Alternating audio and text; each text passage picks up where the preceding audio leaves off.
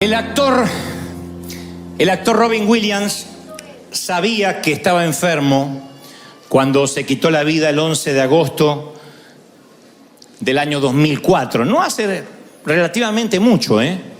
En el 2004, el 11 de agosto, se quitó la vida, se ahorcó con un cinturón en su mansión de Beverly Hills.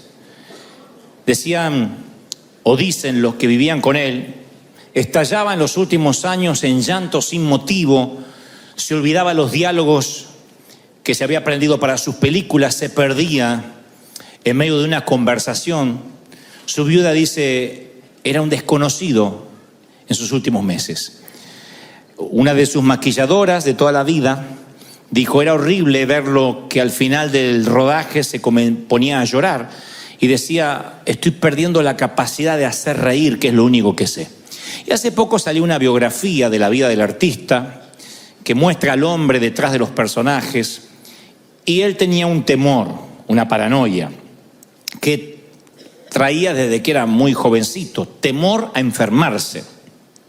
No era hipocondríaco, pero tenía temor a enfermarse.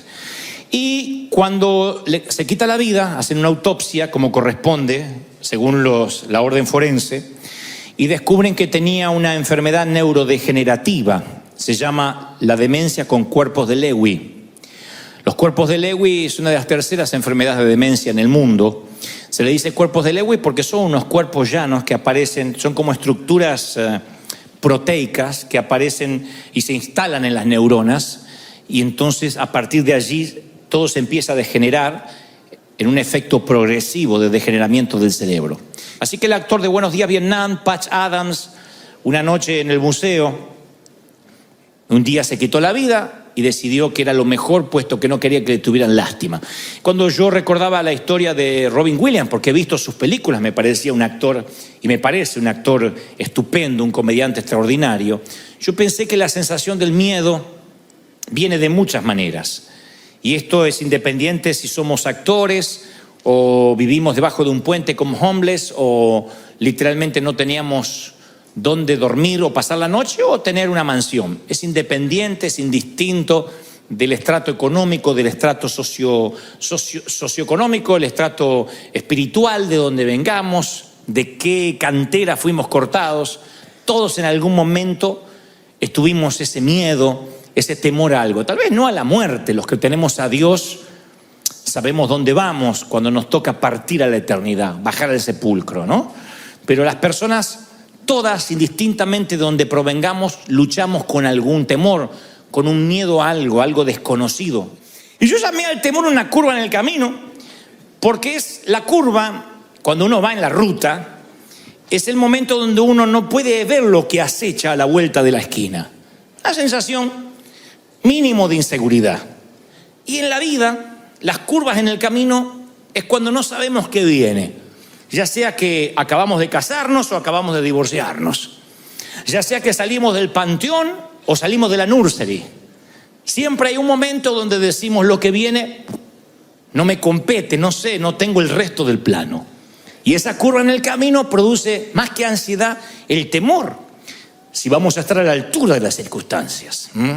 Si vamos a poder hacer frente a lo que viene. Y el temor es parte de la trama de la vida. Es imposible vivir sin miedo. El miedo no se lo puede ignorar, hay que enfrentarlo. Pero el miedo es parte de la vida. Y es un instinto básico de supervivencia. Hay un miedo que es saludable. Hay un miedo que no llega a ser tan poco miedo, sino precaución, pero que es primo hermano del miedo, que hace que uno mire a la derecha y a la izquierda antes de cruzar una calle. El miedo hace que uno se coloque el cinturón de seguridad cuando uno sube al automóvil. Es un miedo saludable, es un instinto de supervivencia. Que uno trate de atajarse así cuando ve que alguien va a arrojar una piedra, o cuando hay una explosión, que uno intente tratar de protegerse. Pero hay otro miedo que es una fobia, que no resiste análisis, que no resiste el sentido común. Existe un tipo de miedo que es la fobia, que uno no lo puede explicar, y yo no subestimo al que tiene fobia, Cuando digo no lo subestimo, no digo es un espíritu. Yo no puedo decir el que tiene una fobia le agarró un demonio, porque me consta que las fobias comienzan con una pequeña puertecita y después se transforman en un monstruo que navega en las profundidades de nuestro alma y no se ve. Nada más que el que lo siente, lo sufre. Porque una fobia es cuando el temor y la razón no están en contacto. Tienes miedo y no hay razón para tener miedo. Entonces vas y le dices a alguien, ora por mí porque tengo miedo, y la otra te dice, no tengas miedo, no te preocupes, y te da una serie de frases comunes que no llenan tu motor, no llenan tu tanque, no te calman, sigues teniendo ese temor porque ya está afianzado como una fobia. 1 de cada 10 de los que hoy están aquí en River Arena, 1 de cada 10 sufre de alguna fobia, algo que no puede superar. Fobia a los lugares abiertos, fobia a las multitudes, fobia a los espacios cerrados, no sé, a los elevadores, a andar por la calle, a la migra. Hay gente que tiene fobias a algo. Y después estamos los otros 9, que no tenemos una fobia declarada, pero que sí transitamos por el jardín del terror de la vida. Que muchas veces un golpe, un infortunio nos hace temer. El temor, uno apenas le abre una puerta, el temor dice, permiso, mete un pie, y después se te instala, de modo que se transforma en una paranoia. Y preguntas, yo tengo temor, y dice, hay gente que dice, no sé si hay vida después del divorcio, no sé si voy a poder subsistir.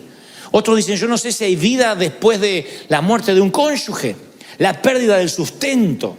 Yo he tenido mis propios momentos de temor abrumador. La primera vez que me paro ante un gentío, ante una multitud, yo me acuerdo todavía lo que sentía. Imagínense un muchacho introspectivo, lleno de complejos. De pronto hablarle a un gentío yo dije, me voy a orinar acá. Yo tenía terror, no me salían las palabras, no podía mirar a la gente a los ojos. Recuerdo ese temor abrumador. Recuerdo el temor abrumador de salir al hospital con un niño, uno de nuestros niños lleno de sangre, que estaba mirando por una ventana en un altillo, de pronto tropieza, no sabemos con qué, se abrió la cabeza, lleno de sangre, y envolverlo en toallas, subir a un taxi y correr al hospital. Cuando dentro del miedo los protagonistas son nuestros hijos, es peor que miedo, es terror. Estuve ahí cuando lo tenían que coser sin anestesia porque no había tiempo, y yo me acuerdo estar ahí y decir, Señor, que no pase nada, que no pase nada. Yo sé que hay papis aquí que han vivido situaciones así, mirar a su hijo jugar al fútbol, a lo que sea, y de pronto ve que alguien lo golpea, cae y se queda inmóvil unos segundos. Son esos segundos que literalmente se te corta el aire a ti, porque piensas que tu vida podría cambiar tal como la conoces en un instante. Y esos temores a veces no te dejan vivir. Cuando la curva del camino llega a tu vida, esas curvas llegan en momentos donde uno tiene que dejar a los chiquititos en el kinder. Recuerda cuando fuiste a llevar a tus hijitos al kinder la primera vez y la maestra te dijo, déjelo, va a llorar un poquito, pero después déjelo. Y tu hija está ahogándose de... Tú quieres agarrar a tu hija y decir, me la llevo de acá, maldito, pero no puedes, tienes que dejarla ir. Y después vienen otras curvas del camino, cuando viene un condenado a llevarse a tu hija, uno de 25 años, 26, y dice que ama a tu princesa. Ese día va a llegar también para mí, algún incircunciso ha de llegar. Pero yo ya lo tengo resuelto, ya tendrá sus 48 años y que haga su vida. Que crezca. Hija, ya tienes casi 50, creo que puedes cuidarte sola. Curvas del camino, en que uno dice, no sé qué va a ocurrir del otro lado, pero el temor alguien lo definió como un pequeño chorro de duda, unas goteras de duda que fluyen a través de la mente y luego producen un canal tan grande que todos los pensamientos se escurren por ahí, todos los filtras a través del temor. Y esos temores crecen día a día hasta que nos encontramos paralizados, incapaces de hacer cosas para Dios, incapaces de creerle al Señor, porque el temor te va envolviendo. Dicen los psicólogos que hay 6 tipos de miedos, independientemente de los que no son fóbicos inclusive, pero hay 6 miedos que todos los seres humanos luchamos en algún momento: pobreza, crítica, pérdida del amor, que te amen o dejes de amar, enfermedad, vejez y muerte. Y cuando esas 6 cosas pasan por la vida, porque son estaciones donde sí o sí tenemos que atravesar, uno se llena de temor, son curvas del camino. Y el Señor me mostraba una historia de temor notable y de cómo el temor puede cambiarte y arruinarte la vida y robarte lo que Dios ya te dio. Hay gente que yo estoy seguro que por el temor se está perdiendo bendiciones, se está perdiendo amor, se está perdiendo a su pareja, se está perdiendo empresas, se está perdiendo ministerios.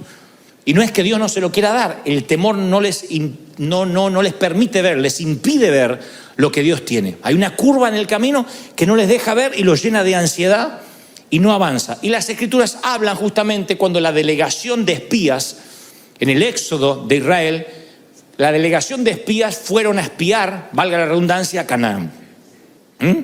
Moisés recibe de parte de Dios que por cada tribu, 12 tribus, tiene que elegir un delegado. Y esas 12 tribus eligen cada uno un delegado, 12 delegados, 12 espías, van a ver qué hay en la tierra prometida. Ya estaban allí.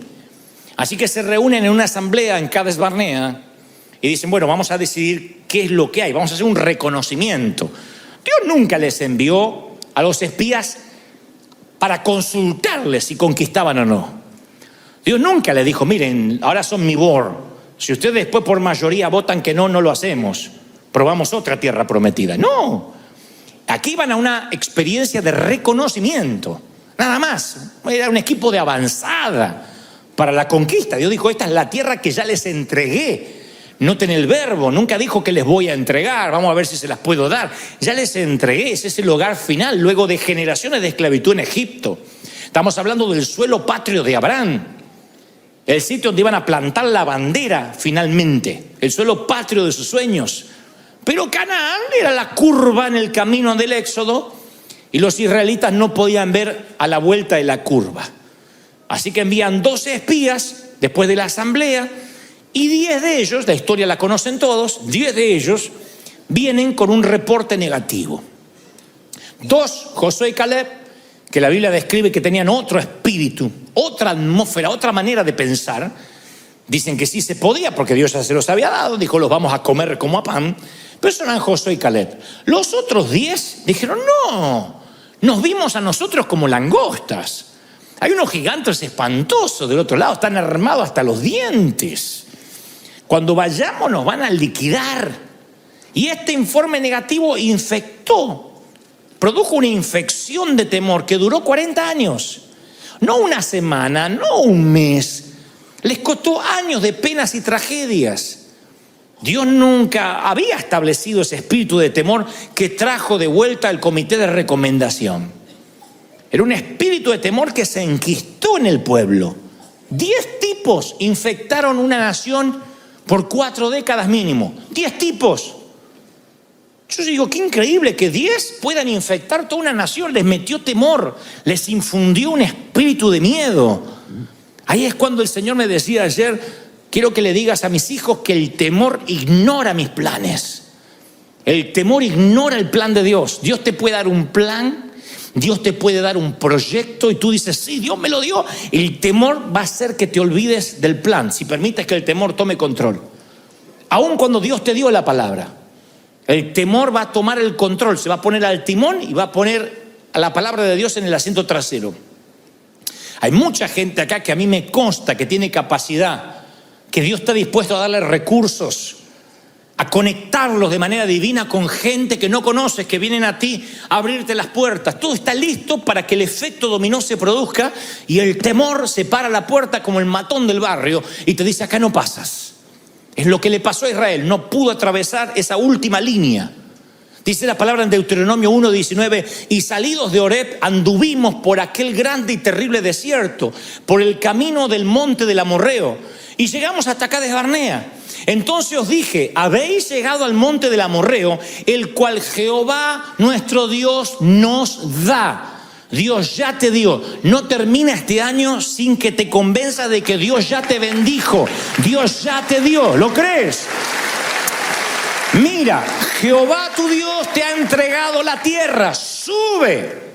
Si yo te dice te la entregué, sube y toma posesión, cabezón. Te la entregué. Sube. Pero uno va creciendo, se va volviendo más adulto y por dentro gente más pequeña. Y el Señor dice, aquí está la tierra, tómala. Pasaron tantas cosas y no podían cruzar la línea final. Yo sé que hay gente aquí esta tarde que muchas cosas de la vida le han pasado terribles situaciones, infortunios, y no está pudiendo cruzar la línea final en algo. El Señor me mostraba gente que estaba ahí. Estira la mano y ya tiene las uvas. Hace un paso y ya está en la tierra que fluye leche y miel. Pero hay gente que no puede cruzar la última línea. Yo conozco amigos míos que se arrepintieron en el altar antes de casarse. Y yo le decía, ¿pero amás a la chica? Sí, es la mujer de mi vida. ¿Y? No, el casamiento me dio una cosa. Y salió corriendo en la línea. Conozco otros que se prepararon en los seminarios, estudiaron. Y un día arde el azarse, Dios le dice, ve, esto es tu comisión, tu asignación divina. Y en la última línea se quedaron. Luego los vuelvo a encontrar y le digo, Dios no te había llamado. No, pero estoy trabajando de esto ahora porque me casé y mantener una casa. Pero Dios te dijo que te iba a dar los recursos. Sí, pero al final no se dio lo que esperaba. Le puse una señal a Dios que viniera un millonario para darme todo el dinero y entonces iba a ser del Señor. Tu abuela, Dios no actúa así. Las señales siguen a los que creen, no los que creen siguen las señales. Las señales siguen a los que creen. Y en la última línea se queda. Entonces yo estoy convencido de que Dios tiene un territorio a nombre tuyo, que hay algo que no estás reclamando, que algún día vas a llegar al cielo, Dios te va a llevar a un warehouse con tu nombre y un montón de paquetes cerrados, así como UPS o FedEx, va a haber un montón de paquetes y vas a decir, ¿y eso? Bendiciones que no abriste, no que no te di, que no abriste, que dejaste en la puerta, bendiciones que te arrebataron. Yo estoy seguro que va a entrar una soltera así, diciendo, Señor, me pudiste haber bendecido con uno. Y Dios te dice, mira, ahí tenías el musculoso, encima argentino, todo tenía. Ungido. Y ahí tenías un pelirrojo y allá tenías un rubio, porque si no te gustaba este, yo tenía otro plan B. Y huérfano, sin madre, todo. Hay gente que se va a enterar lo que se perdió por no cruzar la última línea. Así que yo creo que el temor ignora los planes de Dios. No solo los ignora, sino que distorsiona los propósitos divinos. ¿Qué es distorsionar cuando no estás viendo correctamente? Como esos espejos que distorsionan la visión. Yo creo que algunos pierden la perspectiva. El miedo es tanto que pierden la perspectiva de lo que están viviendo. Escuchen lo que Moisés recrimina que hace el pueblo. En Deuteronomio 1:27 dice, y murmurasteis en vuestras tiendas. No es que él los vio murmurando afuera, que se juntaron afuera en la plaza. En las tiendas, el Espíritu Santo se lo reveló. Esto va para los que dicen, no, yo no murmuro, yo me desahogo en familia. Por eso no es crítica. En tu tienda es tu casa. Murmuraste en tu tienda diciendo, Jehová nos aborrece, nos odia. Nos sacó de Egipto para entregarnos en manos de los gigantes. Nos tienen atemorizados, nuestro corazón está atemorizado, porque este pueblo es más alto que nosotros, es más que nosotros. Las ciudades son más grandes que las nuestras y son amuralladas hasta el cielo. Ellos empezaron a decir, Dios tiene la culpa de lo que me pasa. Eso hace el temor, saca lo peor de nosotros. Trae la queja, trae la acusación, trae la desconfianza. Miren lo que hicieron 10 tipos, infectaron una nación entera. Se promovió la queja de manera tal que empezaron a culpar a Dios.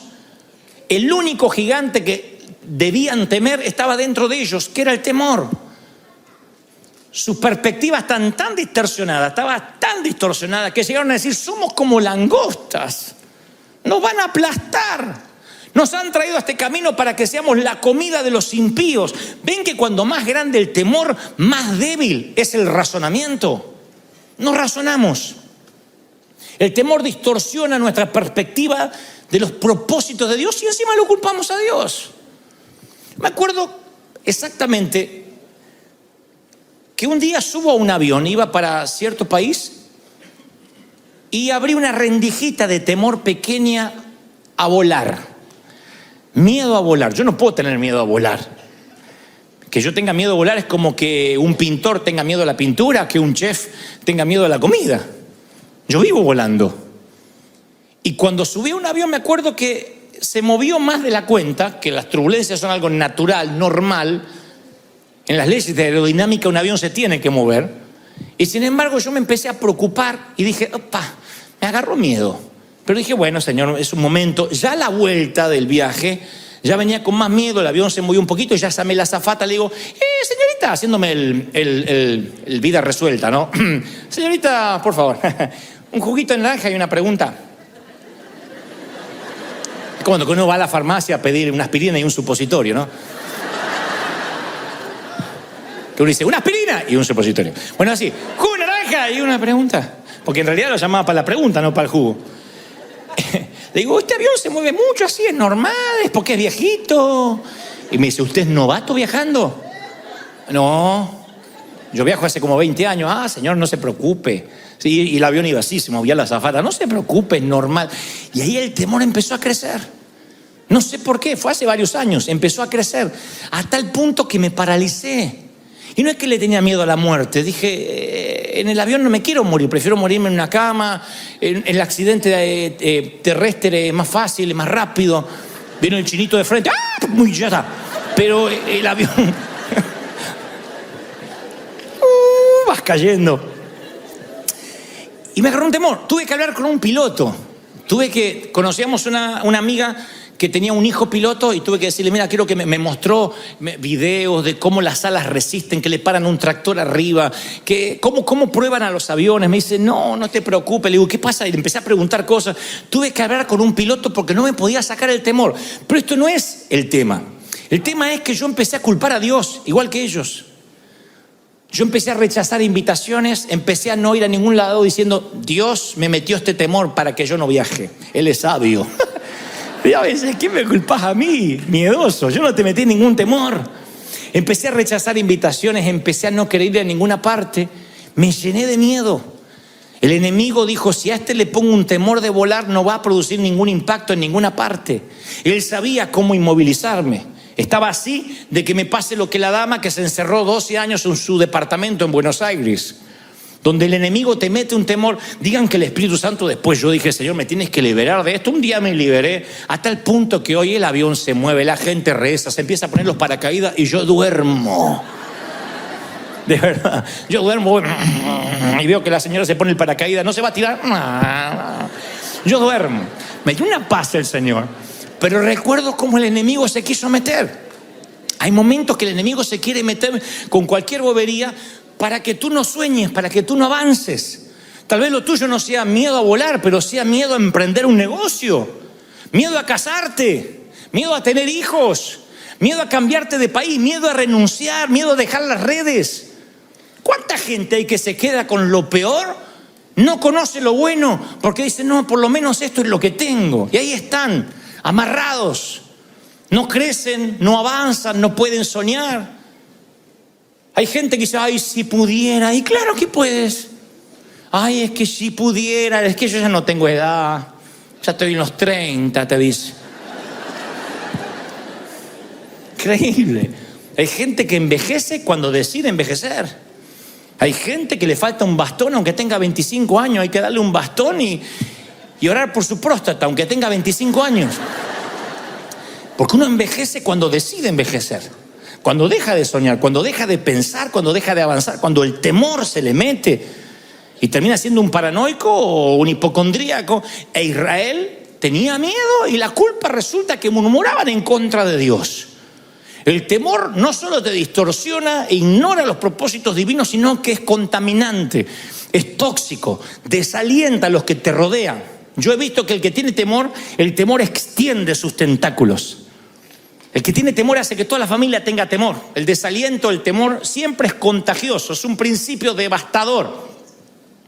Noten que 10 de los 12 hombres que espiaron la tierra prometida infectaron a toda una nación. A veces venimos con un temor que arrastramos desde chicos. Un temor que nuestras mamás, en su afán de cuidarnos, nos metían las semillitas de temor. Hagan memoria. Cuando yo empecé a ser adolescente y empecé a salir, mamá decía, cuídate, mira que ponen drogas en la Coca-Cola, y no te das cuenta y apareces drogado. Así que yo andaba con la lengua como lagartija, no tomaba nada porque decía, te puede meter droga. No, cuídate porque no te das cuenta y ¡brum!, te drogan. Y después, mamá, después me tomo un taxi. No, porque los taxistas están arreglados con una clínica y te desmayan y te sacan los órganos. Hay gente que se despertó en una bañera con hielo sin riñones. Así que yo subí agarrándome los riñones. Digo, lléveme hasta... Te agarra miedo. Y ese miedo empieza a crecer a donde tú dices, no puedo andar. Yo conozco gente de acá, que vive en Estados Unidos, pero que son de México, de Colombia, de El Salvador, de Guatemala, de Argentina. Quizás, no, mi país es muy peligroso, ya no puedo volver. Cuando yo voy de visita, yo no sé, tengo que andar con seguridad. Y sí, están bravos los países, pero yo les cuento una experiencia que conté en el primer servicio. Fui a Argentina esta semana, entre otras cosas fui a ver a mi papá. Entonces un amigo me dice, no andes tomándote taxi, que te cobran una fortuna. Yo te pongo un chofer que trabaja para mí. Le digo, no, ese es un tipo que no habla, te va a llevar con una camioneta para todas partes. Le digo, mira que tengo que ir a varios lugares, tengo algunas entrevistas. Sí, él te lleva. Yo lo que no tenía es ganas de bajar del avión de 14 horas de vuelo y ponerme a hablar con alguien. Entonces me dice, no, él es mudo, ciego y sordo, como Shakira. Y así maneja. Y llega el tipo, un grandote, así, un monstruo, era sentado. Y entonces empezamos a andar. Le digo, vamos a Billinghurst, a mi barrio natal. Digo, ¿conoce? Sí, por supuesto. Entonces me lleva a Billinghurst, que es el barrio no ha cambiado, las paredes están peor que antes, los barrios, esos barrios que están detenidos en el tiempo, ¿no? Así que fui al barrio y de pronto salimos del barrio, todavía estamos allí antes de agarrar la ruta. Y dice, se nos está pegando a alguien. Atrás venía un auto, se nos está pegando a alguien. Tranquilo, agarra un arma.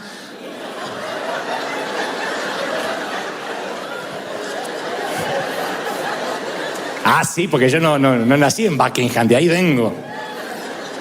Entonces agarré el arma y dice, tranquilo, flaco, tranquilo. Ah, parece que lo viene a ver a usted. Y el tipo, para la camioneta y se baja y golpea la ventanilla. Y dice, Dante Gebel. Baje, como diciendo, baje que cualquier cosa yo le pego un tiro.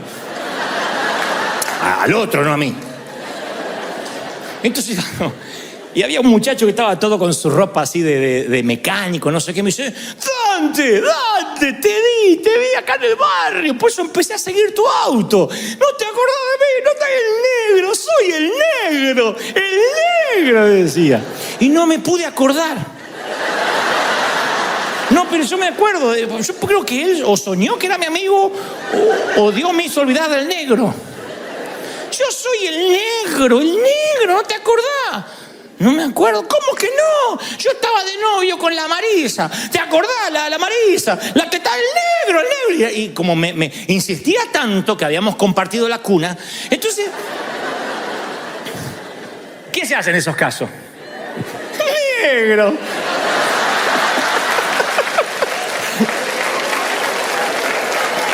Estás igual. Y se puso feliz, porque si le decía no te conozco, se suicidaba ahí. Negro, ¿qué haces? Y todo por allá, porque eso no falla, todos tienen un por allá. Y tu gente, porque por más que sea solitario, gente tiene. Y tu gente, che, ¿y tú cómo es? Mi hermana. ¿Es tu hermana? Entonces me completaba la frase y así mantuvimos una charla. Yo digo, cualquier cosa, está armado el otro y lo mata al negro. Subo, y claro, estaba armado porque el chofer era un comisario de la policía. Había sido comisario ahí en mi barrio.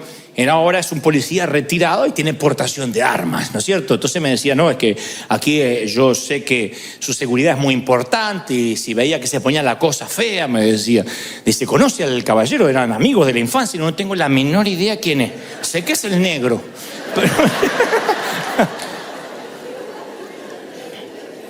Pero yo pensaba, fíjense cómo la mente te puede llegar a crear una historia. Si este muchacho no era de seguridad y no paraba, claro, empezábamos a correr diciendo, tuvimos una persecución, alguien nos quería matar. ¿Cómo el temor podía infiltrarse? A lo mejor con una bobería, con algo que era cotidiano. Y me pasó esta semana y yo decía, es increíble que muchos venimos de esos lugares donde nos acostumbramos al peligro, a que te podían pasar cosas. En mi país a mí me asaltaron 3 veces, me robaron las zapatillas, el cinto, eran cosas que podían pasarte. Hoy en día nosotros, el solo pensar que nuestros hijos podrían estar ante el más mínimo peligro, a veces nos transformamos en guardiacárceles.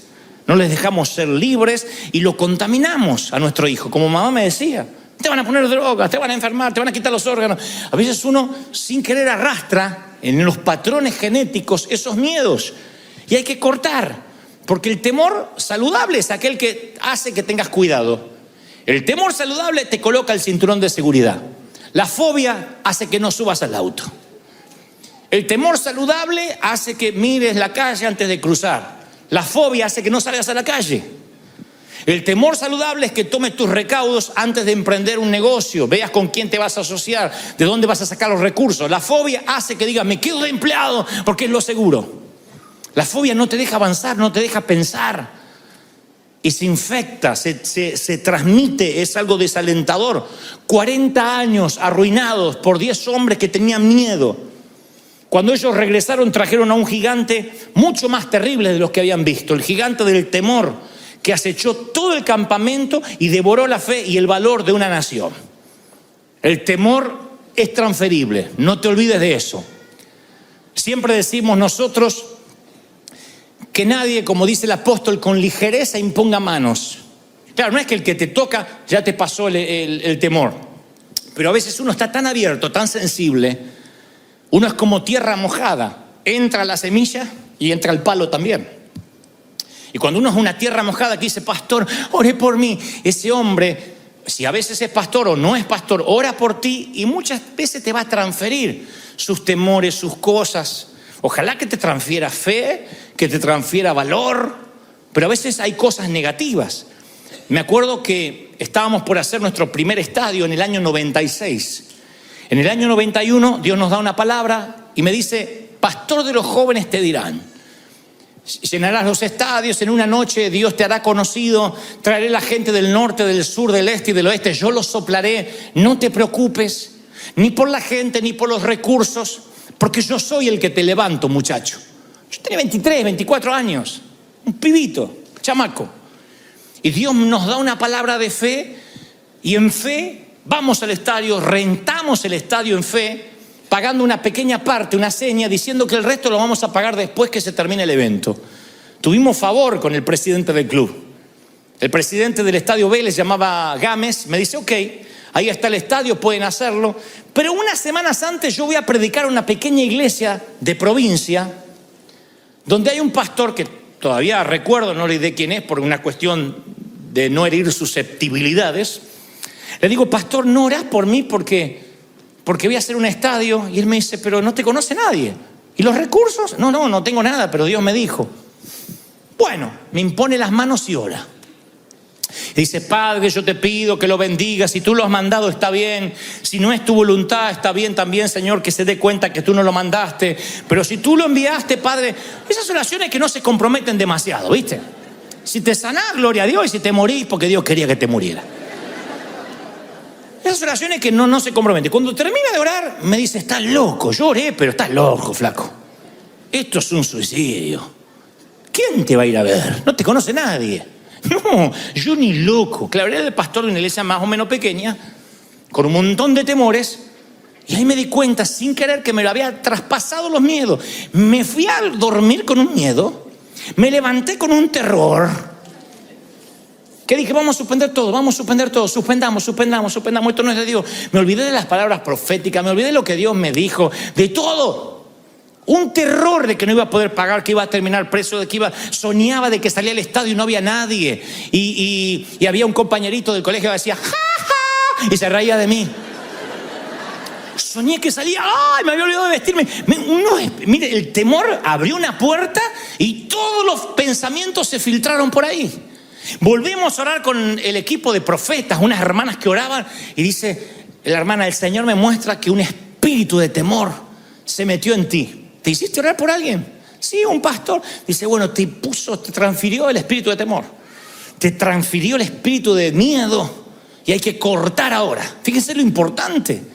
que uno a veces va por la vida. ¿Puedes creerlo o no? Yo lo viví. Y yo sentía que no podía avanzar y dije, lo vamos a cortar porque te hicieron una oración hechicera. Y yo digo, ¿qué es una oración hechicera? Dice, cuando alguien sin querer te maldice, te ata, te cierra. Esa gente que va a tu casamiento y dice, bueno, que la pasen bien, estos van a durar lo mismo que un gas. Y se va. Tú sientes la vibra. Vieron que hay gente que es así. Los creyentes solemos ser así. Te estás casando y yo te digo, espera, no te metan los cuernos, vamos a esperar. Me compré un auto. Espero que no te mates con toda tu familia adentro. Así los creyentes escriben en las redes. Decimos, estamos bendiciendo. Espero que esto dure. Espero que esto sea de Dios. Espero que no sean puras emociones. Ven la foto de ustedes llorando. Espero que no sean porque van a ver un comediante. O sea, la gente a veces suelta palabras que si no estás cubierto con la armadura de la fe, no estás cubierto por la sangre de Cristo, esos temores vienen hacia ti y te detienen, te estancan. Gente que está esperando que te vaya mal. Pero la Biblia dice que mayor es el que está con nosotros que los que vienen en contra. Mayor es lo que Dios nos dio. ¿Tú lo crees de verdad? Y resistimos. Entonces cuando quiere venir el temor se va. Y yo hasta el día de hoy me cuido de quien me ora. Y a veces para no ser grosero alguien me dice, déjamonos orar por ti. Yo digo, Señor, me cubro con tu sangre ahora. Y ni lo escucho. Porque yo creo en la transferencia de espíritus. El temor ignora las promesas de Dios. Entonces os dije, Deuteronomio 1:29, no teman, no tengan miedo, Jehová va delante de ustedes, Él pelea por ustedes, conforme lo hizo antes, lo hará ahora. Él está delante, Él está detrás, Él estuvo en la columna de nube y en la columna de fuego, volverá a estar. ¿Tú lo crees? ¡Aleluya! La Biblia nos dice que Él los había llevado, literalmente dice, yo los llevé como un padre a sus hijos, como trae el hombre a su hijo por todo el desierto. Dios los trató como infantes al pueblo de Israel. Los alimentó, los sostuvo, los mimó, los apapachó. Ay, ¿tienen hambre los nenes? Ay, cae maná otra vez. Y caía el maná. Estamos hartos de maná, vengan las codornices. Dios los alimentó, los bendijo. Ahora tenían que pasar el examen. A veces vamos por los desiertos y los desiertos en la vida es para que creemos lazos con nuestro Padre. En los desiertos aprendes a hablar con Él, en los desiertos ganas intimidad. Y Dios quería que lo amaran por lo que Él es, no por lo que les daba. Así que el desierto fue una etapa donde era el tiempo en que ellos tenían que sacarse a Egipto de dentro. Salieron de Egipto en cuestión de horas, pero Egipto de dentro les tardó 40 años y a algunos no se les fue. De hecho, murieron ahí en el desierto.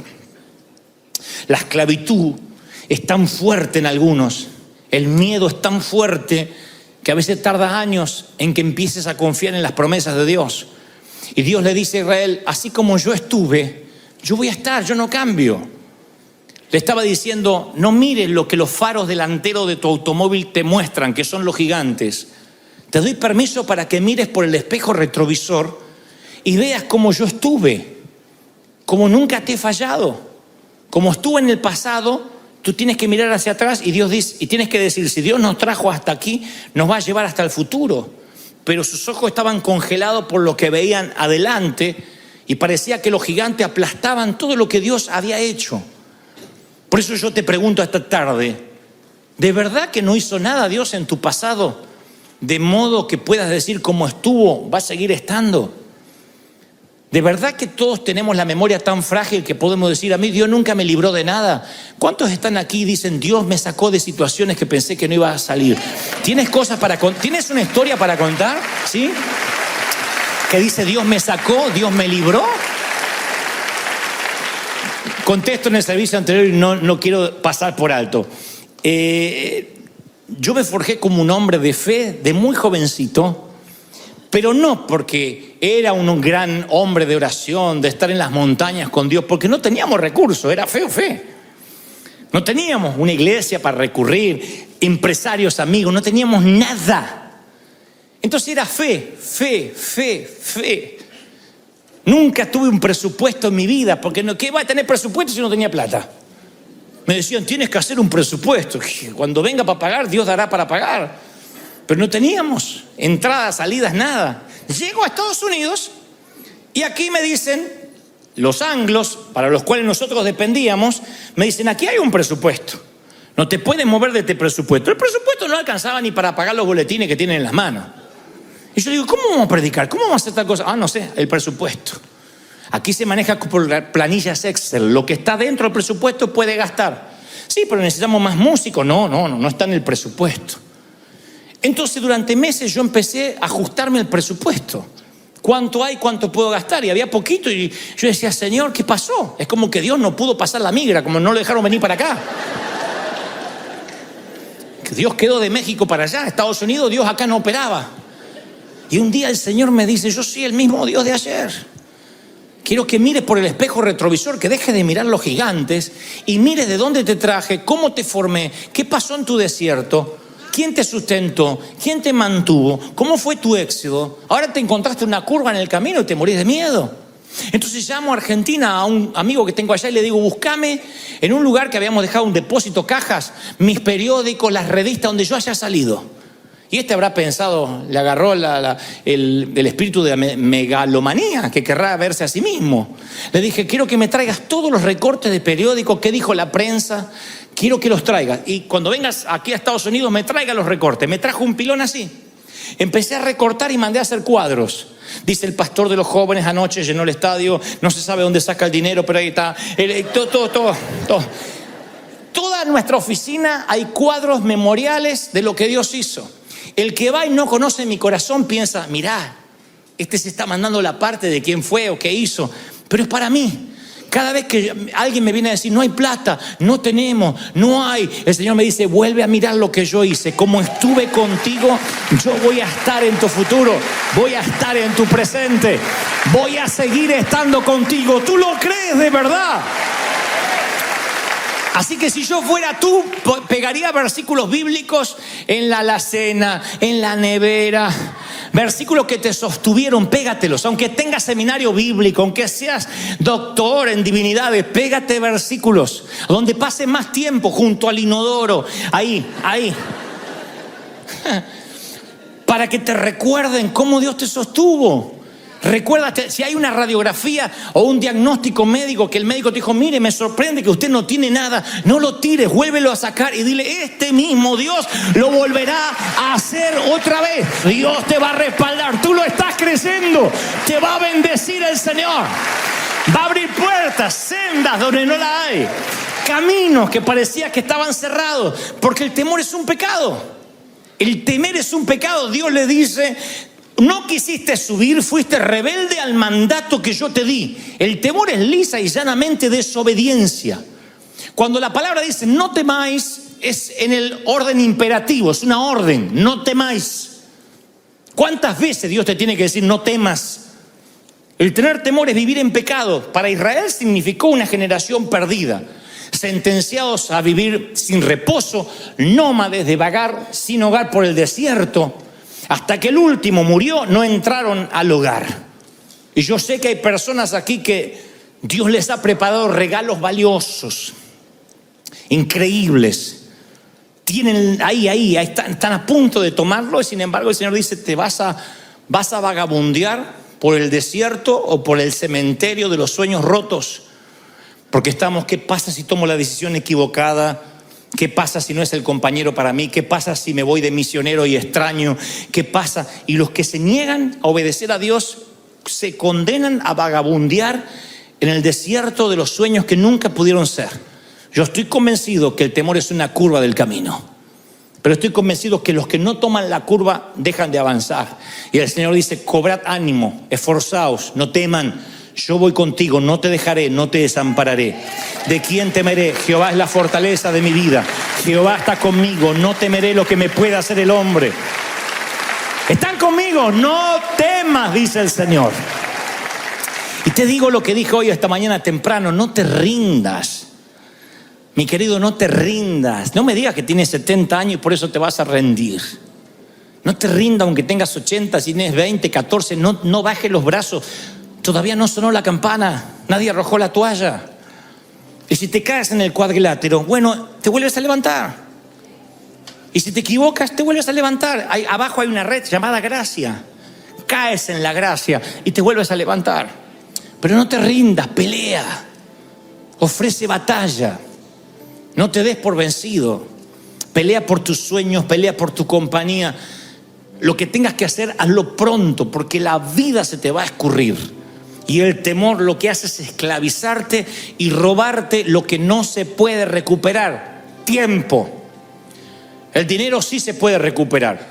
Nos consta de gente que ha estado en quiebras financieras y salió adelante. Pero el tiempo, ¿quién te devuelve los años no bailados? ¿Quién te devuelve los años que no bailaste? Los años que no celebraste. ¿Quién te devuelve los años que no amaste? Los años que no entregaste, los años que no sembraste. Hay un momento que vas a sentirte solo al final de la vida diciendo: no escuché aquel mensaje esa mañana del 10 de noviembre en que Dios me decía: tienes que emprender, tienes que hacer, tienes que vivir una vida digna de ser contada. Una vida que Hollywood quiera llevar a la pantalla tan solo de saber lo que estás pasando, lo que te atreves a creer. Tienes que hacerlo. Acá hay jóvenes, hay muchos jóvenes, sean audaces. Y no pueden decir: es que si me sale mal no tengo modelos. Bueno, entonces, como decía Pablo, mírenme a mí. De donde yo vengo, tu mejor amigo era el negro. De donde yo vengo, cuando regresas al barrio tienes que volver armado. O sea que no nací en una cuna de oro donde ahí salieron los Nobel, los Pulitzer y los que ganan Oscar. Entonces no hay excusa para decir: bueno, lo que pasa es que este es de Gringolandia. Yo de donde vengo, los sueños estaban rotos, estábamos presos, no teníamos miedo a todo. Pero yo un día dije: voy a comprar mi libertad, tengo que pelear la vida, tengo que creerle a Dios. Y le creí a Dios, y salían los pastores a decir: no eres de Dios, eres una moda, vas a pasar, eres un muchachito, vas a avergonzar el evangelio. Ya hace 30 años de eso. Y cada vez que hacíamos algo: eso no es de Dios, Dios no te va a bendecir. Te fuiste de Argentina, cobarde, porque allá seguramente vas a fracasar. Todas las palabras negativas, todo ese temor que a veces imparten, esas transferencias de espíritus negativos venían, y aprendí a tener cuero de rinoceronte, a tener piel de foca, para que todo resbale y conservar el corazón tierno. Y esta misma unción, esta te la quiero transferir, esta sí.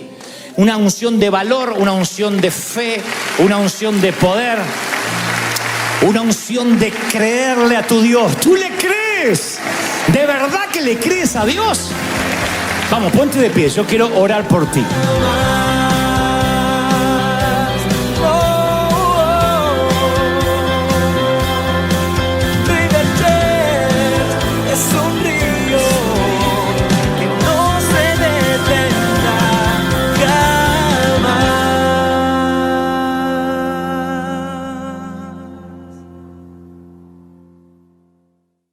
La Biblia habla en el libro que lleva su nombre que la palabra del Señor vino a Jonás y le dijo: ve a la ciudad de Nínive, proclama contra ella, porque su maldad ha llegado hasta mi presencia. Y Jonás se fue, pero en dirección a Tarsis, para huir del Señor. Bajó a Jope, encontró un barco que zarpaba rumbo a Tarsis, pagó su boleto y se embarcó con los que iban a esa ciudad, huyendo así del Señor.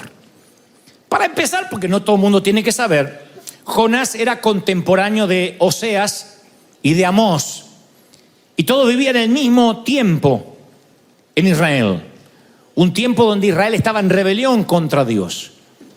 Y había una ciudad, Nínive, el enemigo orgánico odiado de Israel.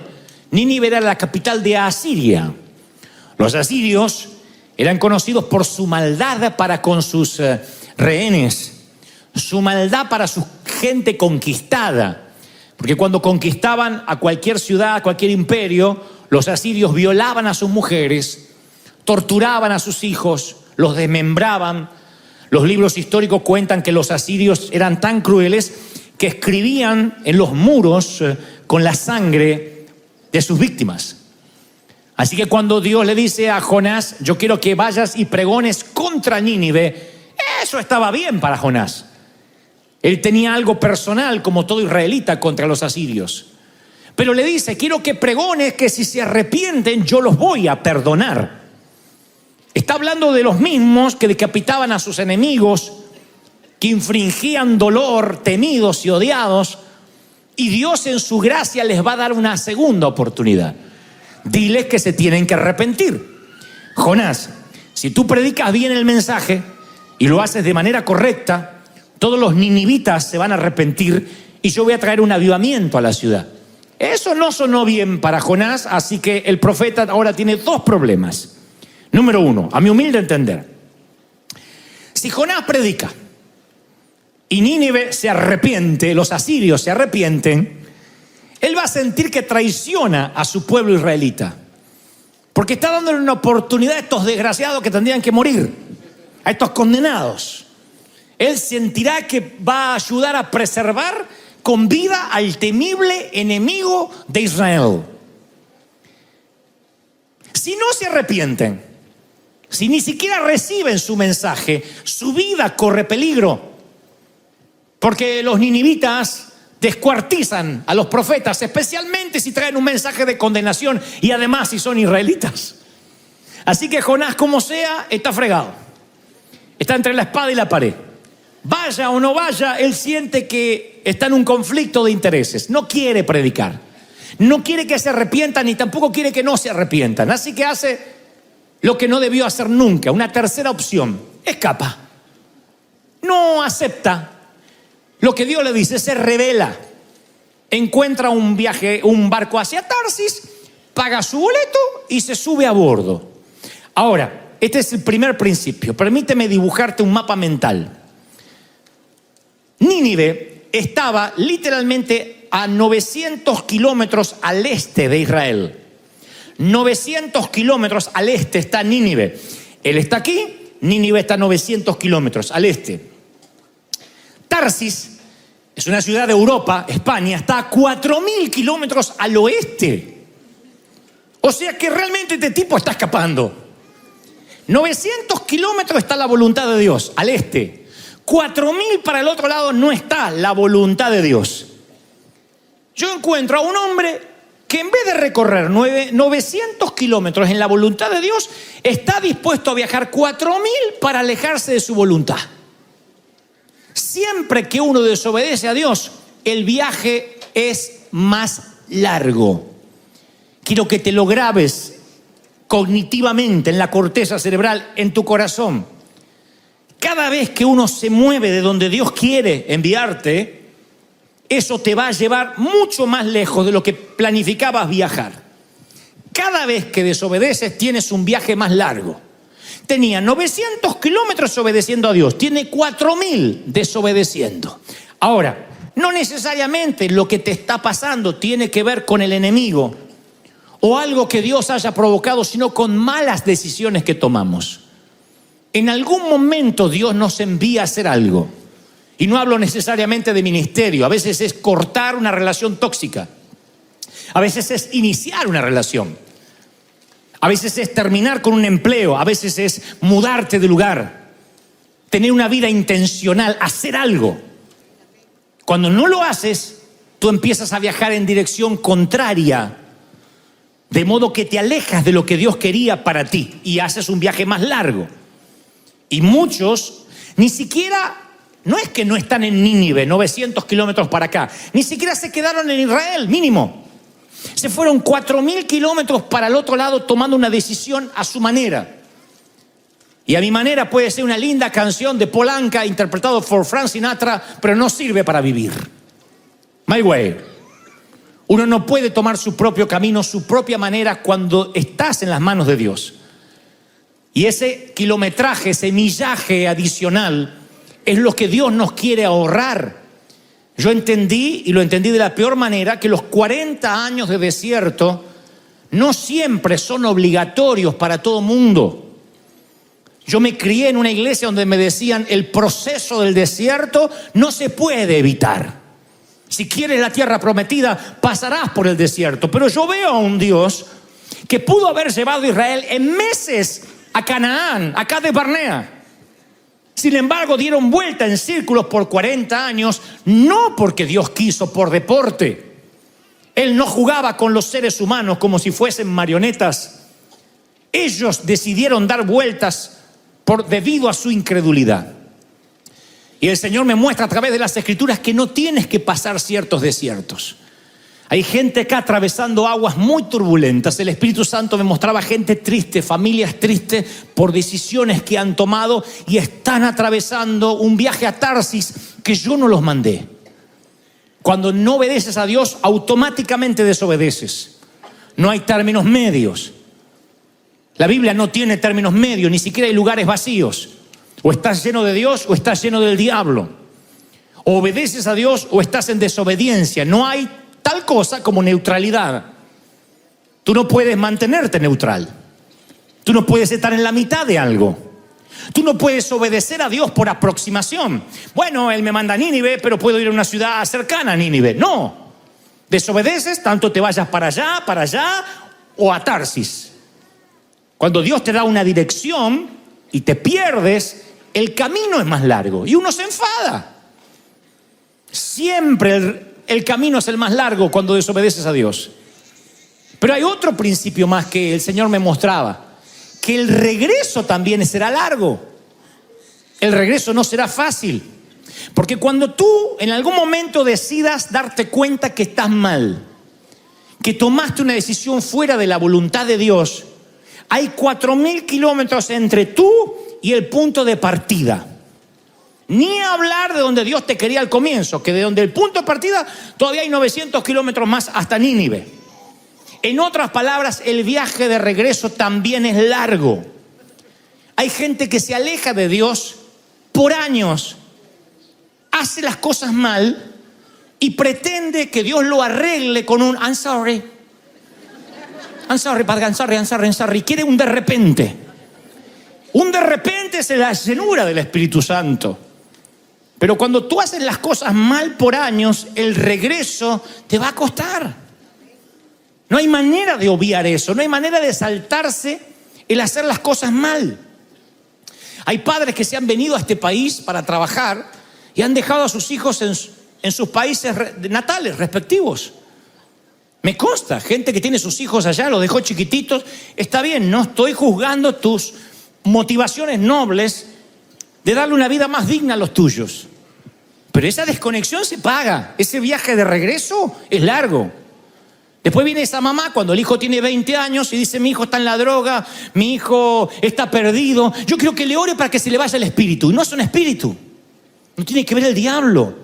Son años de desconexión que el viaje de regreso te va a costar. Tú no puedes pedir que Dios en un santiamén arregle una vida de hacer las cosas mal.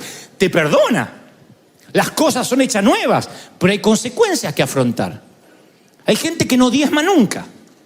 No diezma porque no tiene, porque no puede, porque no me alcanza. Un día no aguanta más la escasez y pone un diezmo y ya quiere que ocurra el milagro. ¿Qué pasa, Señor? Ya puse el diezmo y yo te estoy probando. Ah, mira vos. Con un diezmo quiere arreglar años de no pagar sus deudas con Dios. Porque cuando uno se aleja 4.000 kilómetros no puede arreglarlo haciendo un ajuste menor. No te puede Dios teletransportar al sitio de origen. Uno se alejó. Ahora no solo son los 4.000 kilómetros hasta Tarsis, sino los 4.000 de vuelta. Son 8.000. En cualquier cosa que hayas decidido mal hay que arreglarlo. Si nunca sembraste nada, no puedes cosechar solamente porque te arrepientes. Dios te perdona, pero no hay cosecha. ¿Cuántos papis hay ausentes de sus hijos, amarrados a una lata de cerveza y a un canal de televisión, y sus hijos durmiendo todo el día o en una habitación lateral, sin conexión, y después ese papá de abuelo quiere cosechar el cariño de los nietitos o el cariño de sus hijos? Y dice: pero no entiendo, si Dios nos perdonó, si Dios hace las cosas nuevas, sí, pero ahora ¿cómo vas a cosechar lo que no sembraste? ¿Cómo vas a cosechar amor si sembraste indiferencia? ¿Cómo pretendes una pista de aterrizaje para tu avión cuando te dedicaste a viajar solo la gran parte de tu vida? Dios no bendice una mala construcción, no la bendice. Yo sé que no oirás esto mucho, pero es mi obligación como papá decirte, Dios no bendecirá una construcción con malos cimientos, sin planos, una casa amorfa. Tú no puedes construir algo a medias y pedir que Dios lo bendiga. Quiero, pastor, que bendiga esto, algo. Dios no bendice una mala construcción, no. Es imposible que yo me agrade vivir de una manera marginal y espere que Dios haga ¡pac! Y me traiga de Tarsis de vuelta. Ya no hablo de Nínive, mínimo en Jope, donde partí. Entonces hay gente que no diezma, que no paga sus impuestos, que yo sé que no pasa acá, pasa en el primer servicio, pero después se los vamos a mostrar a ellos esto. Y pretende que Dios bendiga una construcción amorfa. Gente que hace las cosas mal, que se mete a hacer cosas que Dios no le mandó y dicen, yo quiero que me lo bendiga, póngame la mano. No. Dios no puede bendecir aquello que no tenga que ver con su carácter, con lo que está escrito. Pero no es lo importante que si te vas te alejas y que el regreso también cuesta, sino que si tú vas a Tarsis, tú pagas los gastos. La palabra dice, encontró un barco que zarpaba a Tarsis, pagó su boleto y se embarcó a los que iban a esa ciudad. Hay una lección por el pago de Jonás de su propio boleto. Cuando tú huyes de la voluntad de Dios, tú corres con los gastos. Ni amén, me dice, me miro, no sigo diciendo, ¿qué pasó? No, es que cuando uno se aleja, uno paga los gastos. Tú desafías a Dios, tú pagas el transporte. Si tú vas a Nínive, Dios te paga el boleto, ya tienes el boleto pago, lo retiras de ventanilla. Pero Tarsis, tú corres con los gastos. Si vas para el otro lado donde Dios te mandó, tú corres con los gastos. Yo titulé este mensaje, tú pagas el boleto a Tarsis.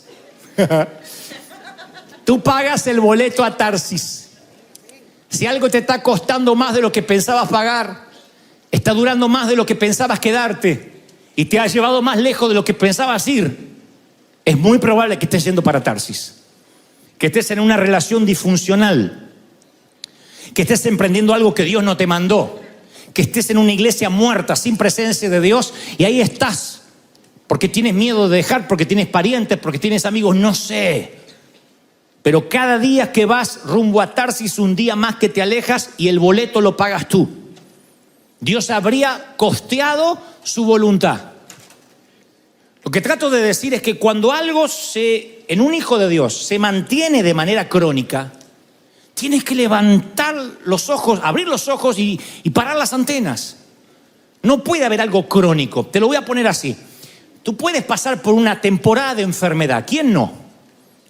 Pero si sale una enfermedad y te enfermas de otra cosa, y te enfermas de otra cosa, y te enfermas de otra cosa, y llevas años, tienes que darte cuenta de que estás pagando un costo, un boleto, que no deberías estar pagando. Tú no puedes estar endeudado con la clínica, con el hospital, con los copay, con los pagos. Es que me salgo de la fiebre de este, me agarra la fiebre del otro, tengo que ir al otro y ya no sabes cómo pagar el hospital. Te puede pasar una vez, 2, 3, 4, es un patrón. Uno puede cometer el error de que se endulza con la tarjeta de crédito y en una fiesta, en un cumpleaños dice, meto la tarjeta y después Dios dirá. Yo sé que acá no lo hacen porque son muy espirituales y conscientes, pero en otros países la gente lo hace. Pero si cada fin de año las tarjetas tuyas están en rojo, si te vas al mall para la Navidad y para Año Nuevo y te compras el shopping y te endeudas y en enero estás ahogado así, y ya lleva 10 años, es un patrón. Tú estás pagando un costo. Muchos están corriendo con los gastos emocionales, psicológicos, espirituales e incluso físicos de haber ido a Tarsis. Es un costo que tú no tendrías que estar pagando. Cuando algo se repite, es un costo que estás pagando. Hay gente que repite los patrones en la pareja. Se casa con alguien disfuncional, se llevan mal. Cada uno saca la peor versión del otro, se separa con un dolor porque ese camino de vuelta, ¡ay, es terrible! Y vuelve a agarrarse otro peor. ¡Ay, es Satanás! ¡No! ¡No estás viendo bien! El diablo ni se enteró que te volviste a casar, es tu culpa.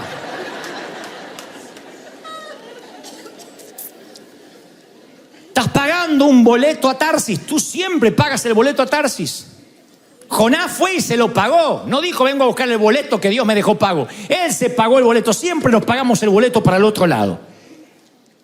Y se sube y se va a una ciudad de España, lejos, 4.000 kilómetros al otro lado. Técnicamente 4.900 kilómetros para el otro lado donde Dios lo estaba mandando. Fíjate que quería realmente escapar. Ahora, yo sigo leyendo las Escrituras y veo otro detalle que no lo había visto antes. ¿Por qué Dios no impidió que Jonás se subiera en el barco en Jope? ¿Por qué él embarcó en Jope para Tarsis? ¿Por qué Dios no lo impidió?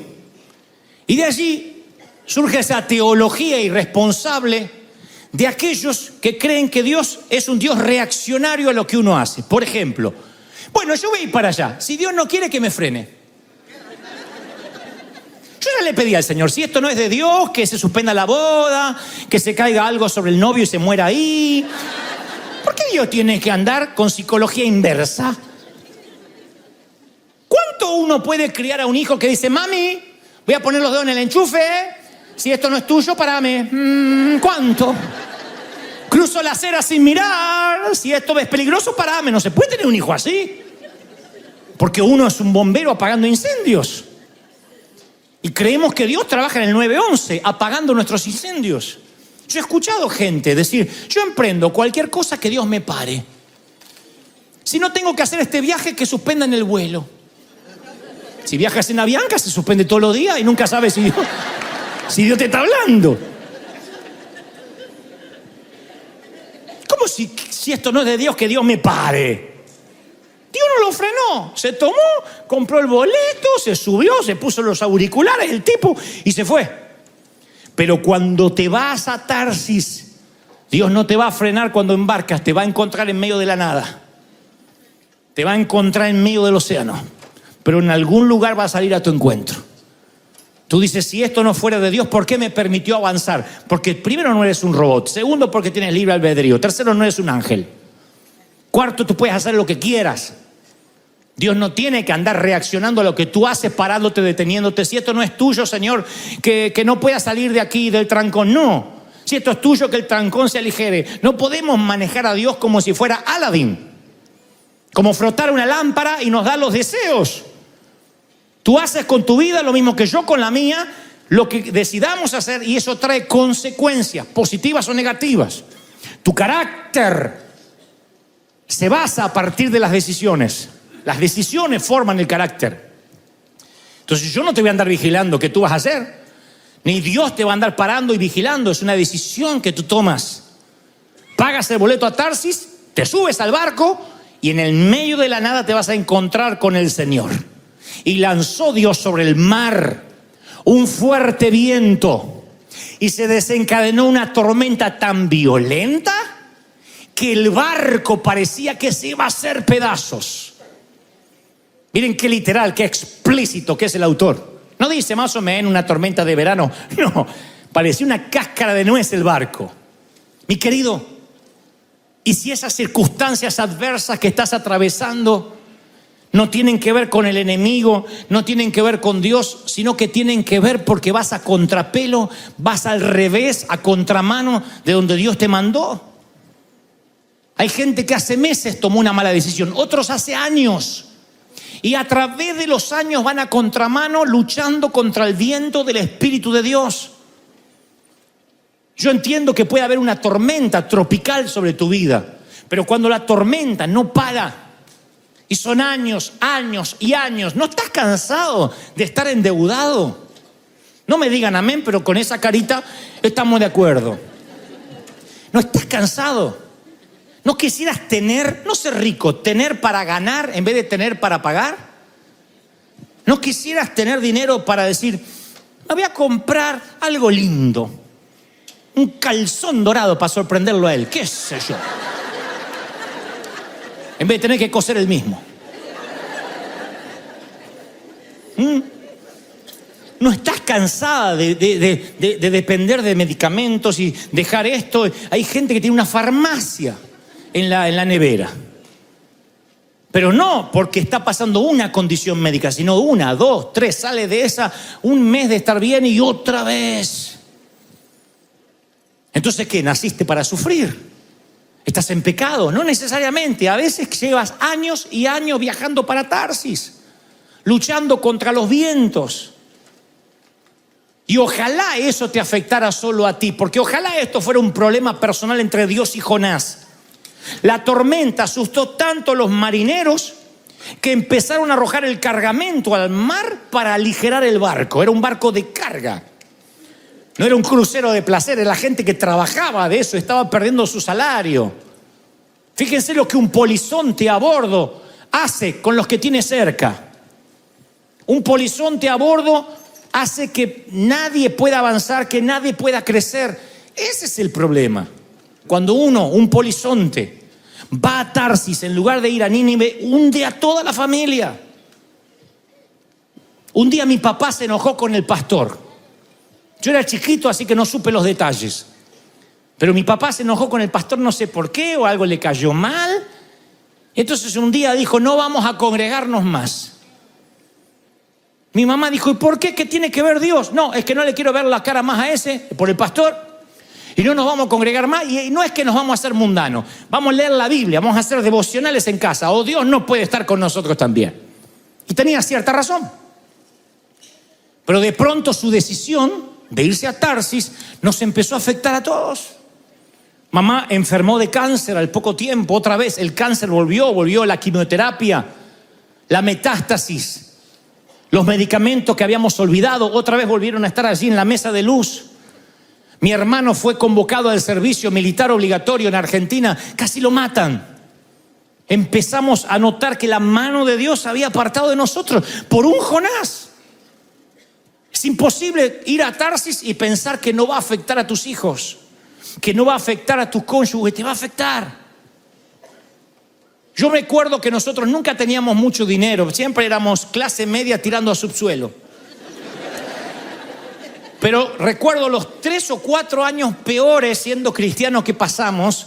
¿Saben por qué lo recuerdo? Porque yo no me pude comprar un par de zapatillas ni zapatos por 4 años. Se me agujerearon de la lluvia, me entraba lluvia y no teníamos nada.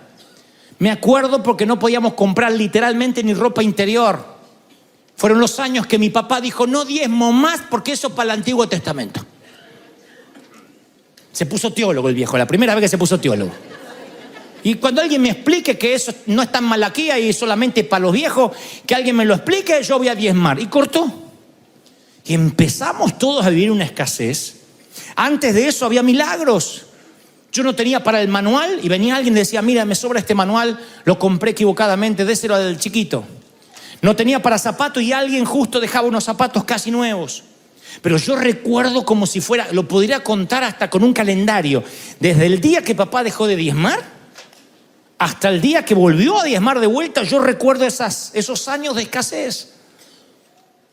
Entonces mi papá no podía decir, es mi decisión. Nos afectaba a todos, el barco se nos hundía. Mi mamá un día lo agarró al viejo y le dijo, ahora vas a empezar a diezmar. Aparte el dinero lo manejo yo, porque en mis tiempos el dinero lo manejaba la vieja. Migraciones era la vieja, papá ni veía el sobre. Y dijo, por hacerte caso a ti, ahora estamos como estamos, yo voy a diezmar. No, es que yo no siento, me importa un cuerno lo que usted sienta. Yo voy a diezmar, dijo la vieja. Y se le plantó el viejo, porque al viejo había que plantarse. Mirá cómo gritan las plantadoras. Se le plantó así. Está bien, dijo el hijo, está bien. Mi viejo gritaba, pero cuando veía que delante estaba el muro de Trump, hasta ahí llegaba. Y la vieja empezó a diezmar. Hubiera o no hubiera. Dice, como enseñó el pastor, antes de ver qué tenemos para pagar, la luz, el gas, primero lo de Dios que le estamos robando. Y empezamos a prosperar. Yo me empecé a dar cuenta, aunque era chiquito, yo de todo esto me entero después. Pero yo de pronto me di cuenta que fui al colegio y en el colegio estaban donando zapatillas nuevas. Me di cuenta que alguien me regalaba un paraguas. La bendición vino para toda la familia, aún para los que éramos chiquititos. Volvieron los regalos bajo el árbol. Antes había calzoncillos viejos y remendados. Y ahora volvieron los juguetes. Yo decía, ¿qué pasó? ¿No le habían aumentado a papá? ¿No habíamos cobrado aguinaldo? Lo que había pasado es que estábamos de regreso donde Dios nos quería, a la obediencia. Alguien tiene que decir amén, ¿lo crees? Y Cuando hay un polizonte a bordo, se hunden todos. Y le dice el capitán: ¿cómo que duerme, Jonás? ¿No deberías estar orando? Clama a tu Dios, quizás se fije en nosotros y no muramos. ¡Qué vergüenza que un marinero inconverso le diga a un cristiano lo que tiene que hacer! Que no te pase eso, ¿eh? Que no te digan: yo que tú voy a la iglesia. Y Jonás dormía. ¿Cómo puede dormir? Dice que el barco... Yo cuando leí que Jonás dormía, voy de vuelta a versículos anteriores y dice: y el barco se hacía a pedazos. ¿Han visto un poco las tormentas de estos días acá en California? Que es imposible no sentir la lluvia. Imagínate en un barco y el tipo dormido.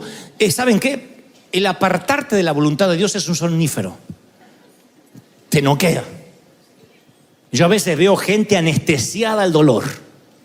Le digo: vamos a cambiar, tienes que rebelarte a estar mal. No, yo nací para sufrir.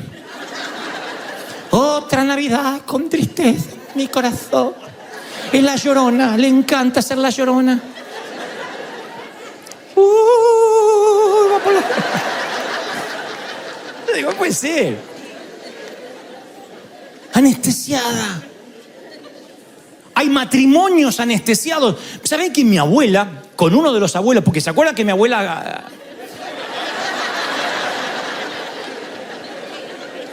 era rápida y no era corredora, para que se entienda? Tuvo varios maridos, pero me acuerdo, el que yo más conocí, el abuelo Santiago, se odiaban con la abuela. Años llevaban juntos.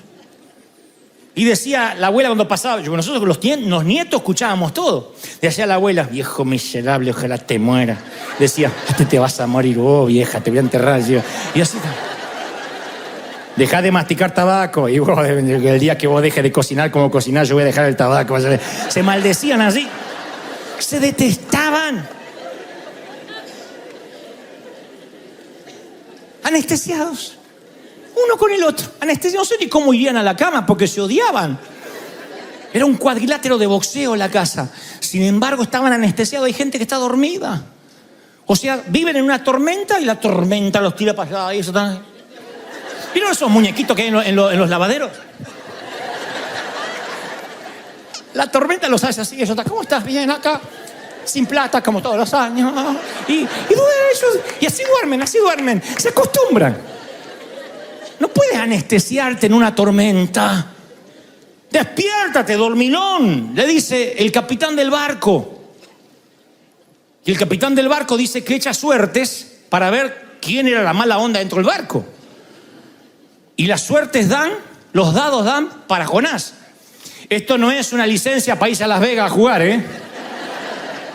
Dios manejó esos dados para que estos inconversos, que de otro modo nunca se hubiesen dado cuenta, se percataran que había un polizonte a bordo. Le dijeron: tú eres el polizonte, así que nada personal, pero te vamos a tirar para que estas tormentas paren. Y lo arrojan por la borda, lo arrojan a los tiburones, y apenas lo arrojan a Jonás, se calma el mar, calma la tormenta. Y al ver esto, los marineros inconversos, se apodera de ellos un temor profundo del Señor y hacen votos con Él. Estamos ante una historia maravillosa. Un santo desobediente en un barco lleno de pecadores. No eran creyentes porque apenas se desató la tormenta, cada uno buscó a su Dios. Pero Jonás predicó aún en desobediencia.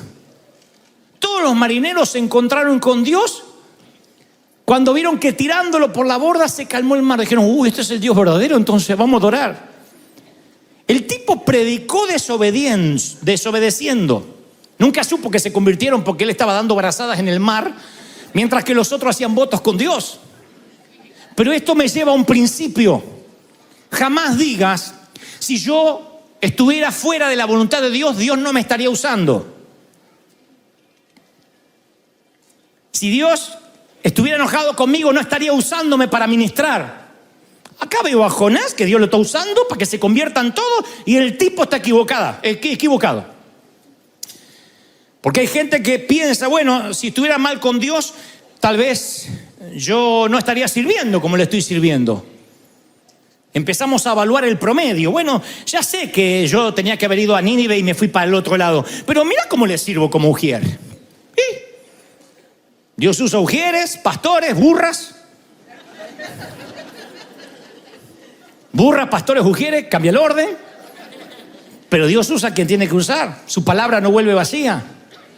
Pero no te confundas que porque Dios te use, resulta que ahora estás en la perfecta voluntad de Dios. No, Dios puede usarte y sin embargo tú no sales nunca de la quiebra. Dios puede usarte y tu matrimonio es un desastre. Eso es lo que le pasa a Jonás. Y Jonás, cuando cae en el mar lleno, infestado de tiburones, Dios dispuso un pez obediente, un enorme pez que tragara a Jonás para que Jonás pasara 3 días y 3 noches en el vientre. Noten que Dios no creó un pez, Dios lo dispuso. No hizo un pez especial para Jonás. Dispuso significa ordenó. O sea que aquí tenemos un profeta desobediente y un pez obediente. El animal obedece más que él. Le dijo Dios al pez, eso es lo que te vas a comer.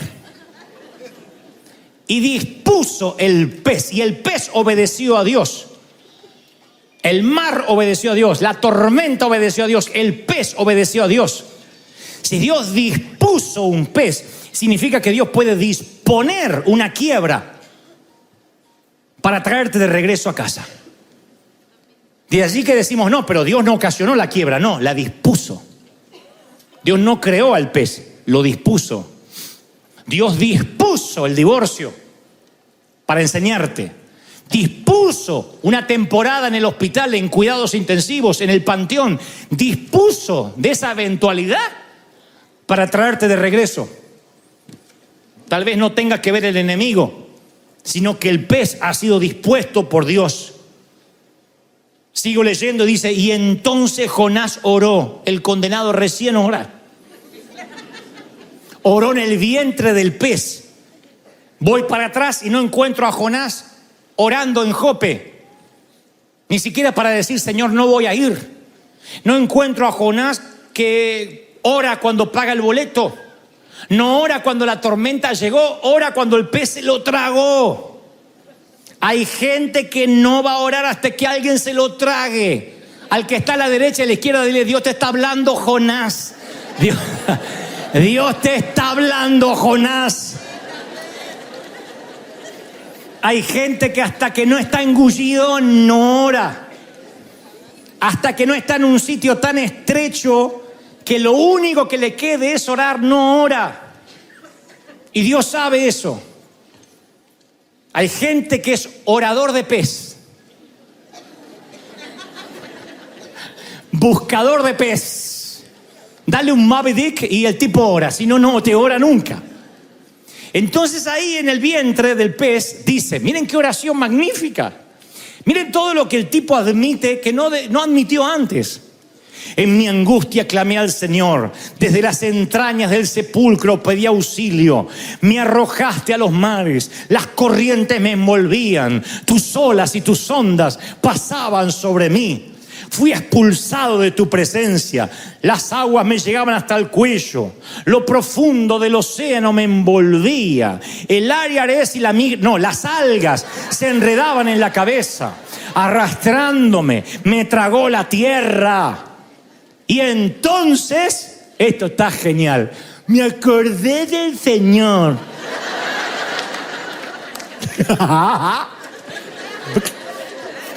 En cesta, se acuerda del Señor.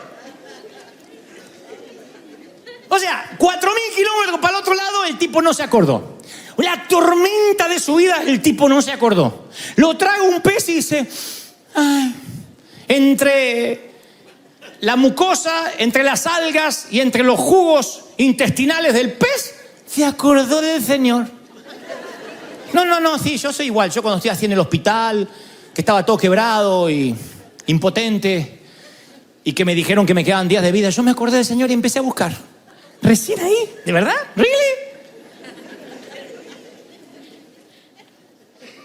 ¿Te acordaste del Señor en la corte del divorcio y no en el altar cuando te casabas? ¿Te acordaste del Señor en la escasez y no cuando había abundancia? ¿Te acordaste del Señor cuando las cosas se pusieron feas y no cuando estuvieron bien? ¿Ahora te acordaste del Señor? Me acordé del Señor. Yo creo que si el vientre del pez te devuelve a la voluntad de Dios, tienes que agradecer por ese vientre del pez. Empezó a orar Jonás, empezó a clamar al Señor para obtener un boleto de vuelta a la voluntad de Dios. Y no fue un regreso cómodo. ¿Saben cuál fue la oración de Jonás? Te ruego que yo salga por donde entré.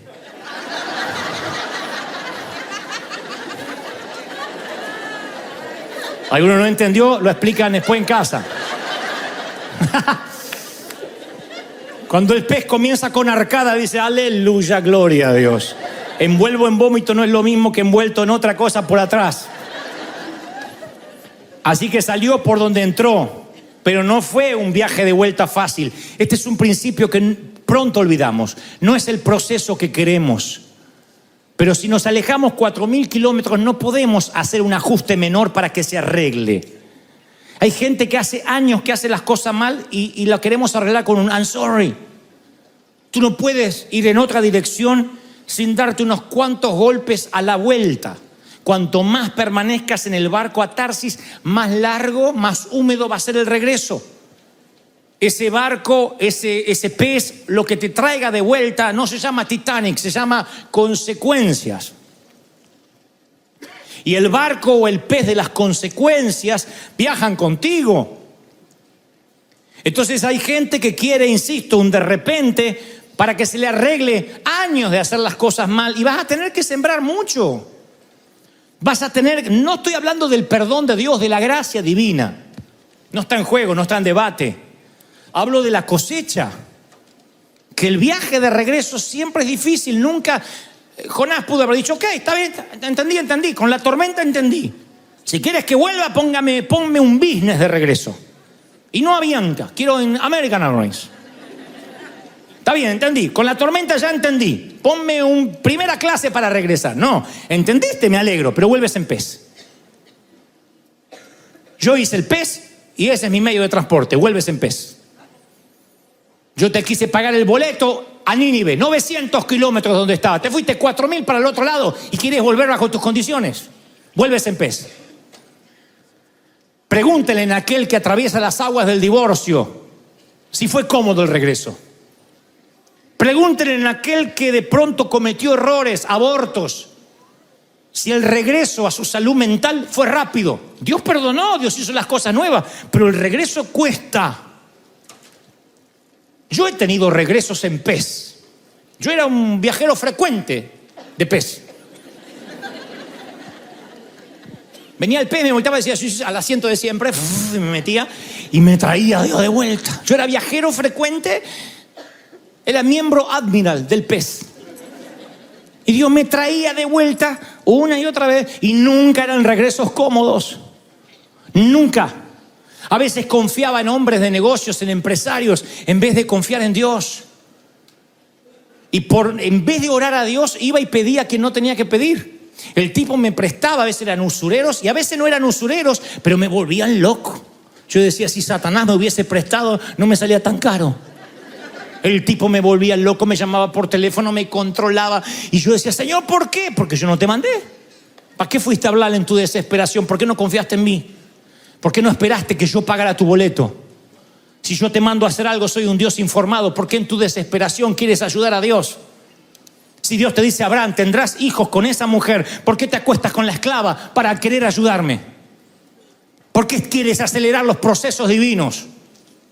Cuando uno acelera los procesos divinos o desobedece, paga el boleto a Tarsis y vaya que lo paga, porque encima no incluye la vuelta. La vuelta es en pez. Y cuando estás en un vientre allí, en una zona estrecha, te acuerdas de Dios, pero cuesta dolor. Cuesta amargura, son consecuencias. Y Jonás es vomitado en la voluntad de Dios. Dios no hace nada hasta que él se acuerda de Dios. Y ahí dice la Biblia que es vomitado en tierra seca. No fue vomitado en Nínive, no hay playas en Nínive. Así que yo considero que fue vomitado en Jope, donde él embarcó. Y este no es un tema menor. Cuando regresas a lo que Dios quería que regreses, Él no te va a llevar donde te mandó. Tú tienes ahora que empezar a ir donde te mandó. Él te va a llevar a donde tú te empezaste a equivocar, al punto de partida. Diré esto una vez y que el Espíritu Santo te haga oír lo que tienes que oír.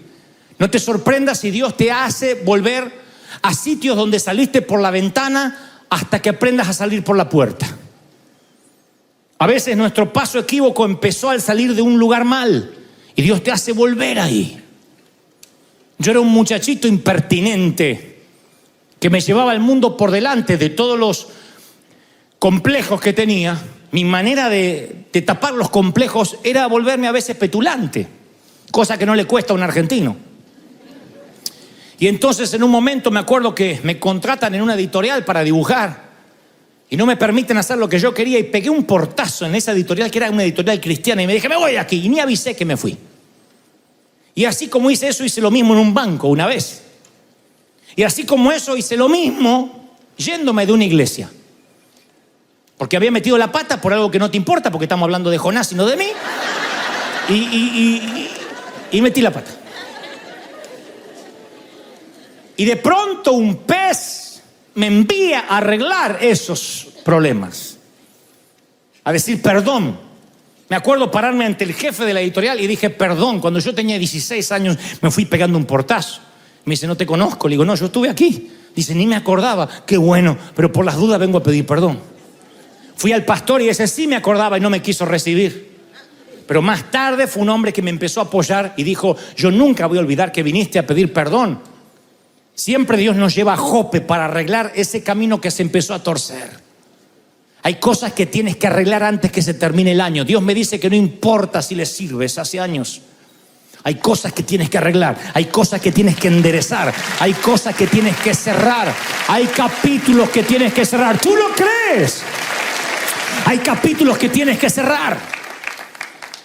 Hay temas en tu vida que tienes que hacer borrón y cuenta nueva y salir por la puerta. A veces hay que tragarnos el orgullo y decir, Señor, lo voy a hacer porque a partir de ahora vuelvo a Jope y quiero empezar el viaje hacia donde tú quieres que viaje. Y Dios viene, aún todavía Jonás está con las algas en la cabeza así, y Dios le dice, ve a Nínive. Vino la palabra por segunda vez a Jonás, ve a la ciudad que te mandé y predica. Dios no cambió. Es el mismo mensaje antes del pez y sigue siendo el mismo mensaje después del pez. Si Dios no va a cambiar, mejor que nos convenga hacerlo la primera vez. No veo que Dios cambió el mensaje. Sí, lo pensé mejor, Jonás. Tu actitud me hizo reflexionar. Ve y predica. Y vino por segunda vez la palabra. No esperes el segundo sí. Aférrate al primer sí. El segundo sí siempre va a haber dolor en el medio. Te lo digo con conocimiento de causa. Aprende a obedecer a Dios al primer mandato. El segundo sí siempre va a doler más. Y Dios va a mantenerse. Dios mantuvo la profecía. Me encanta que Dios mantuvo la profecía. Dios tiene más gracia que la iglesia. La iglesia mete en la pata a disciplina. Pero Dios conserva la profecía sobre él. Ve y predica, yo te reincorporo como profeta. ¡Aleluya! Alguien tiene que decir amén. Aquí está Dios, enrolándolo, incorporándolo como profeta. ¿Y saben qué le encarga a Dios a Jonás? El mayor avivamiento que tuvo la raza humana. No es Pensacola. No es la calle Azusa, no es Reinhard Bonnke en África. Este es el mayor avivamiento. Dice la palabra que desde el rey hasta el corral de las ovejas, todo mundo se arrepintió en Nínive. Los asirios malvados, enemigos orgánicos de Israel, se arrepintieron. Y el rey dijo que todo el mundo se vista de cilicio, se arrepienta. Y todo Nínive se arrepintió. Un avivamiento se generó en Nínive a causa de un profeta desobediente. A mí me alienta esto, porque Dios reincorpora a los que fallan, incluso a los ministros caídos. Cuidado con alguna vez decir, aquel cayó, aquel pecó, aquel me enteré que se divorció. Cuidado, porque Dios reincorpora a estos ministros y a veces hasta le entrega avivamientos. Dios no mide como medimos nosotros. Dios reincorporó a Jonás. Cualquiera lo hubiese echado de la iglesia y le hubiese quitado las credenciales. Un tipo que Dios lo manda para allá se va para el otro lado. Desata una tormenta, le cuesta la carga a los marineros. Un pez lo tiene que vomitar y encima Dios le da el avivamiento. ¿Por qué no se lo da a Nahum, a Amós? Es que Dios conserva la profecía que hay sobre ti. A pesar de que te desviaste, a pesar de que tuviste años metiendo la pata, Dios dice, si tan solo tú vuelves a Jope y crees que puedes obedecer y dices, Señor, esta vez no me voy a mover de tu voluntad, yo voy a conservar la palabra que solté sobre tu vida. Vas a ser un canal de bendición, vas a provocar el avivamiento, no en la calle Broadway, sino donde vayas. Te voy a bendecir. Si crees que Dios habló, celebra con un aplauso al Rey de Reyes. ¡Wow! ¡Wow! Vamos, dale un aplauso. El Rey está en casa. El Rey.